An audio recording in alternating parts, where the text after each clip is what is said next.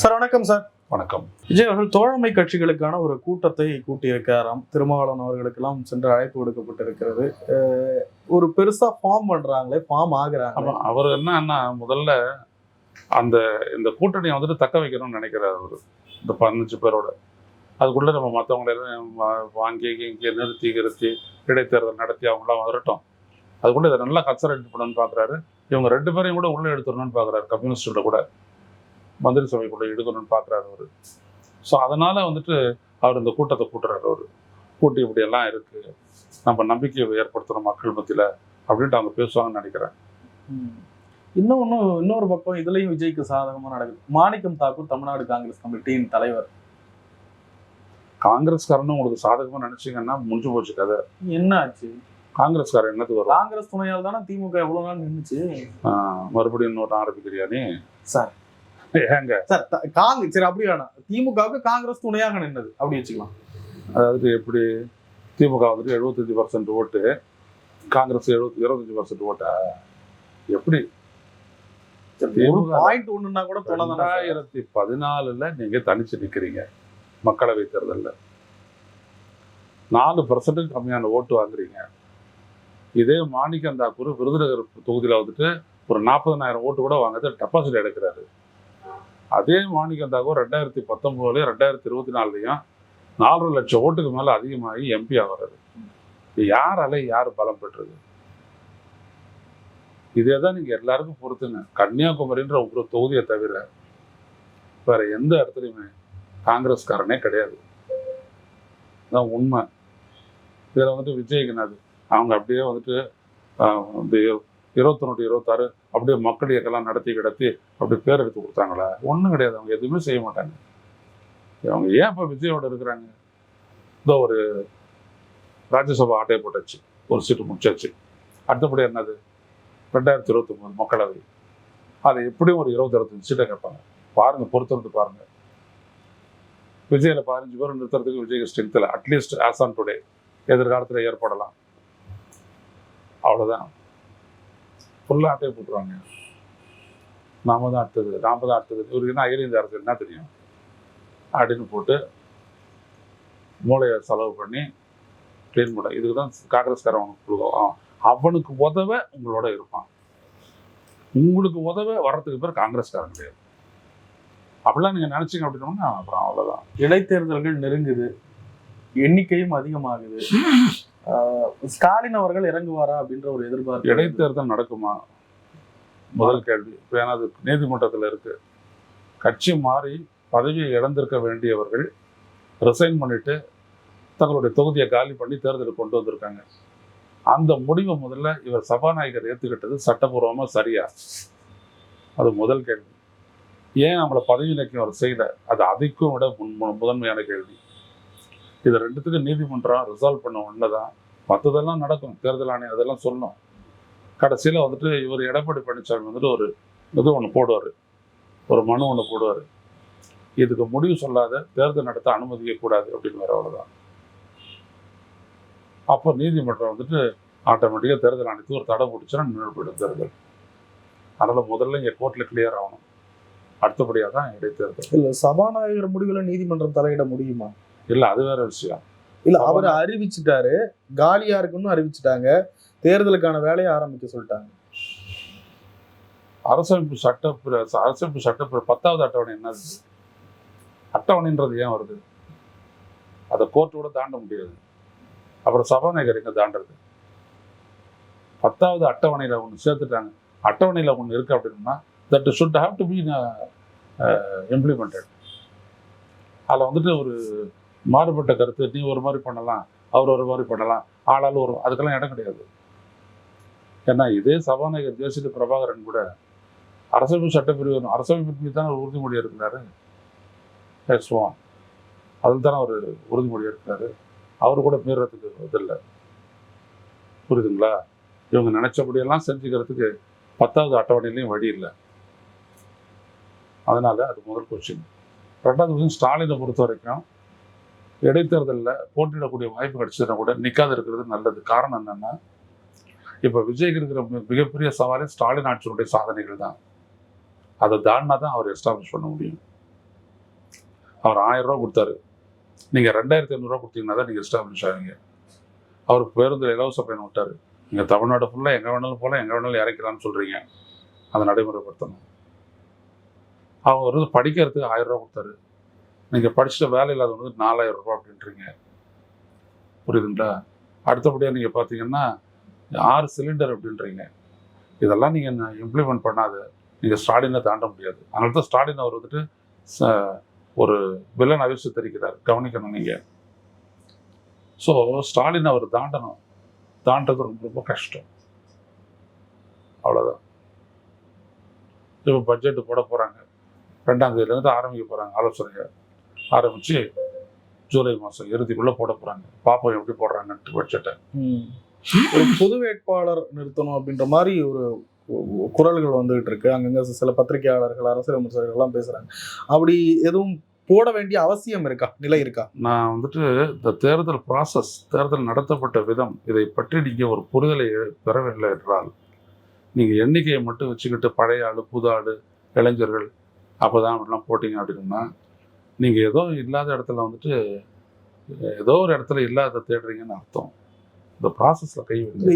இது நீங்கள் சொல்கிற பாயிண்ட்டை திமுகவும் இன்னும் புரிஞ்சுக்கலன்னு எடுத்துக்கலாமா? இல்லை, புரிஞ்சுருக்குறாங்க. அதை நான் தெரிஞ்சுக்கிட்டேன். அவங்க புரிஞ்சுட்டு இருக்காங்க. ஆனால் எப்படி டேக்கிள் பண்ணுவேன்? இப்படி தான் பண்ணிட்டாங்க. எப்படி டேக்கிள் பண்ணுவேன்? தேர்தலுக்கு முன்னாடி நாங்கள் யோசிச்சு கிடையாது. போய் சொல்லுங்கன்னு சொல்ல முடியாது. எப்படி அதை டேக்கிள் பண்ணுறது? அன்லஸ் EVM ஒழிக்காமல் இதை பண்ண முடியாது. SIR கண்ணுக்கு முன்னாடி எடுத்த நடவடிக்கை. உங்களுக்கு தெரியுமா எவ்வளோ பேர் வாக்காளர் பட்டியலில் இருந்துட்டு இல்லாத போயிட்டாங்கன்றது உங்களுக்கு தெரியுமா? யாராவது தெரியுமா தெரியாதா? அப்போது இப்படியா நடக்கும் ஒரு நாட்டில்?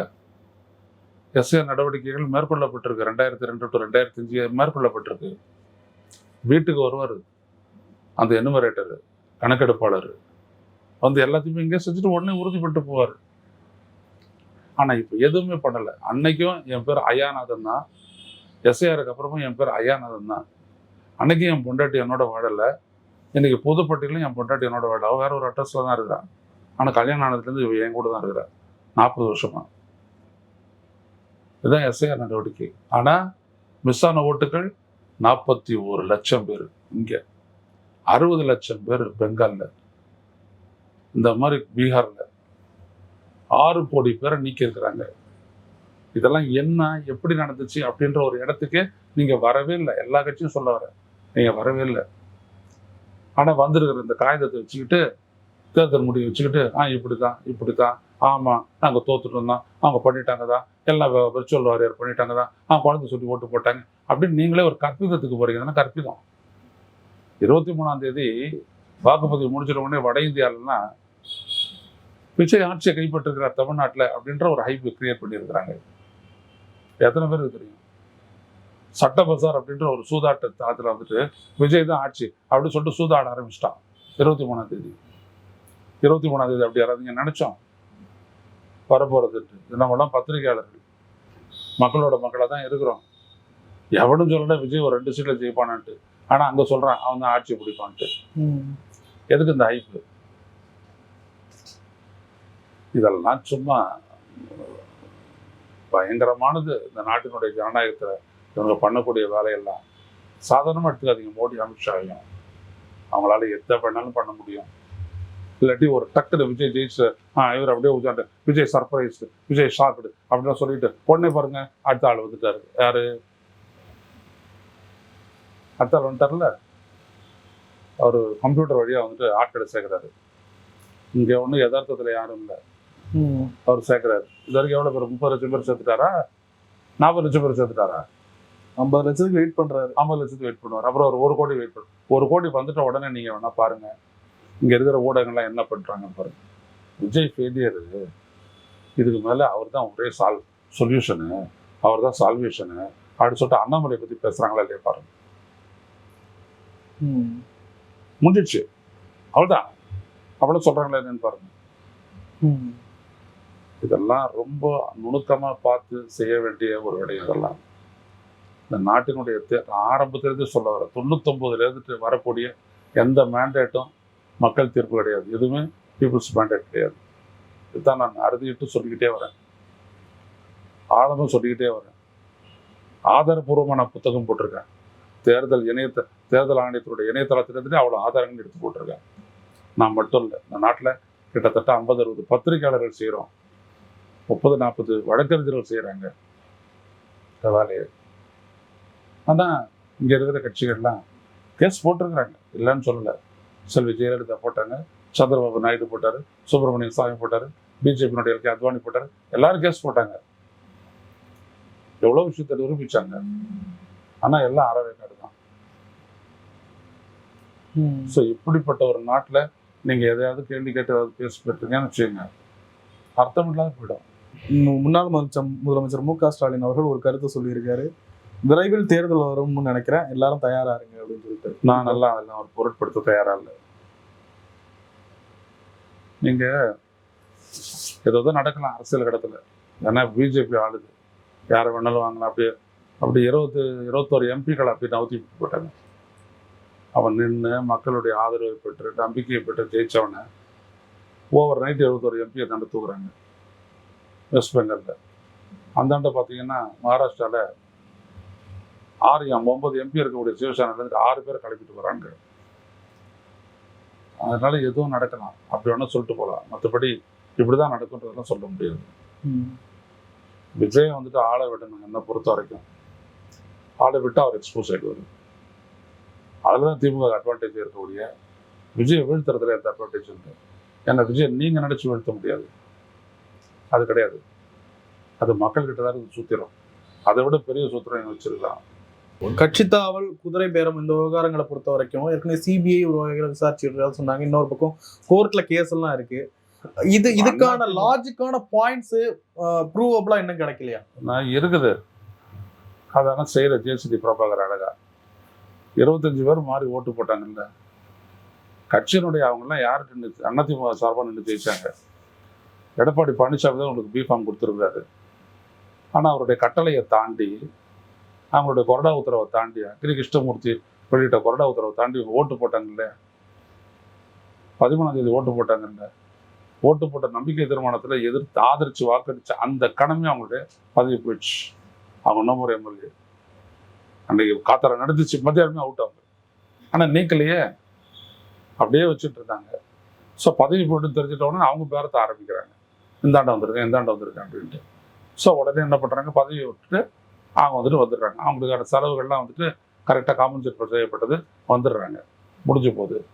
இவர் என்ன பண்ணார், அது தொடர்பான முடிவை அரசமைப்பு சட்டம் அட்டவணை 10 எடுத்து நீங்கள் படிச்சு பாருங்க.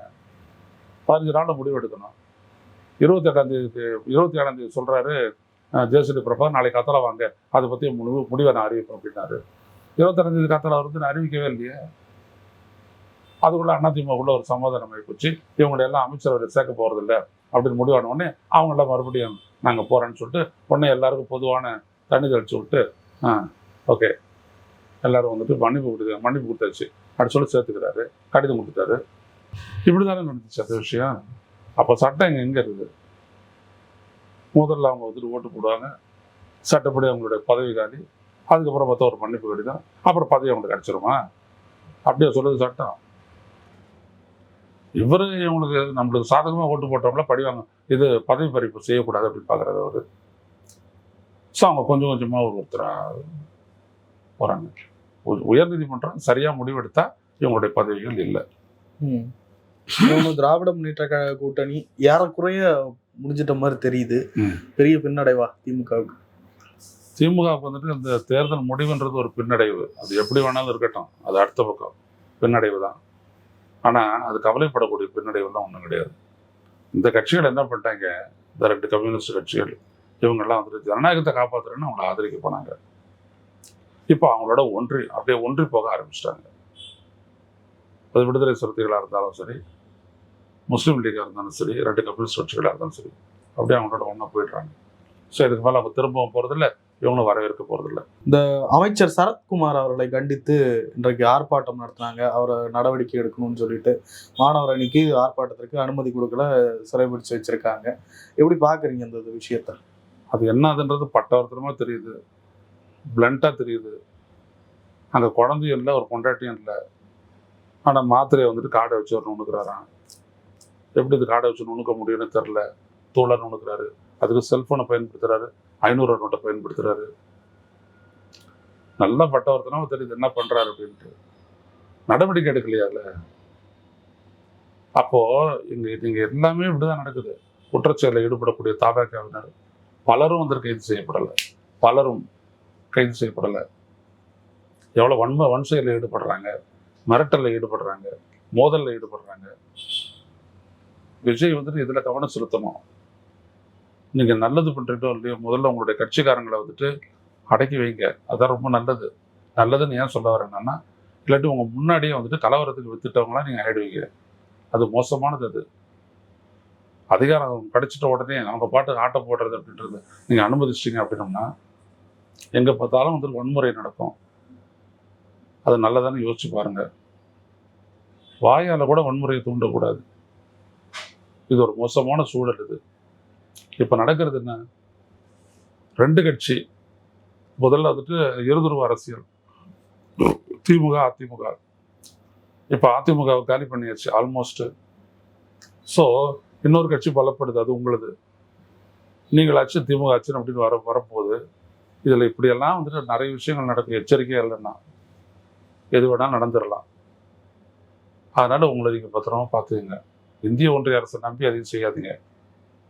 அதே காரணம் காட்டி உங்களை கலைச்சி விட்ருவான். அவங்களுக்கு தேவை 29 வரைக்கும் ஒரு வசதியான அரசு. நீங்கள் இருந்துட்டு போங்க. அவங்க சொல்றதெல்லாம் செய்கிற வரைக்கும் நீங்கள் இருந்துடலாம். ஆனால் அதுக்கு இடையில உங்களுடைய கட்சிக்காரங்களை நீங்கள் கட்டுப்படுத்தி சரியாக அந்த ஆட்சி எந்திரத்தை நீங்கள் கொண்டு போகல அப்படின்னோம்னா எல்லாமே தப்பாக போயிடும். உங்களுக்கே எதிர்வினையாயிடும்.